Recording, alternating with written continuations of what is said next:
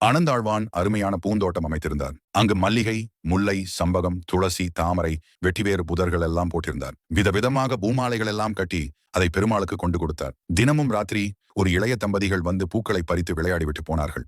இதனால் வருந்திய ஆனந்தாழ்வான் தடியுடன் பூந்தோட்டத்திலே காவலில் நின்றார். நிலவொளியில் அந்த தம்பதிகளை பார்த்த அவர், என்னடா இது ஸ்ரீனிவாசருடைய நந்தவனம், இதுல என்னமா இப்படி வந்து அபகாரியங்களை பண்ண வந்தீர்கள் என்றதுமே அந்த பெண்ணை விட்டுவிட்டு பையன் ஓடிவிட்டான். அந்த இளம் பெண்ணை பிடித்த ஆனந்தாழ்வான் அவளை ஒரு சம்பக மரத்தில் கட்டி வைத்து, அந்த இளைஞன் திரும்பி வந்தால் மட்டுமே விடுவேன் என்றவுடன் ஒளிந்திருந்த அந்த இளைஞன் திரும்பி வந்து மன்னிப்பு கேட்டான். எப்படி ஒரு தந்தை தனது மகளுக்கு கல்யாணம் செய்து வைப்பாரோ அதே போல ஆனந்தாழ்வான் அந்த பெண்ணை கன்னிகாதானமாக பெற்றுக்கொள் என்று பையனிடம் கொடுத்தவுடன் திருவேங்கடமுடையானாக அந்த பையனும் பத்மாவதி தாயாராக அந்த பெண்ணும் நின்றார்கள். உடனே ஆனந்தாழ்வான் அவர்களது திருவடியிலே விழுந்தார். பெருமாள் கேட்டார், இந்த தோட்டத்திலே வந்து நாம் சஞ்சரிக்கலாமோ கூடாதோ என்றவுடன், எம்பெருமாளே, உமக்காக போட்ட தோட்டம் இது. நான் ஏதோ தெரியாமையினால் கண்டித்து விட்டேன். நீங்கள் தினமும் வந்து இங்கு விளையாட வேண்டும் என்றார்.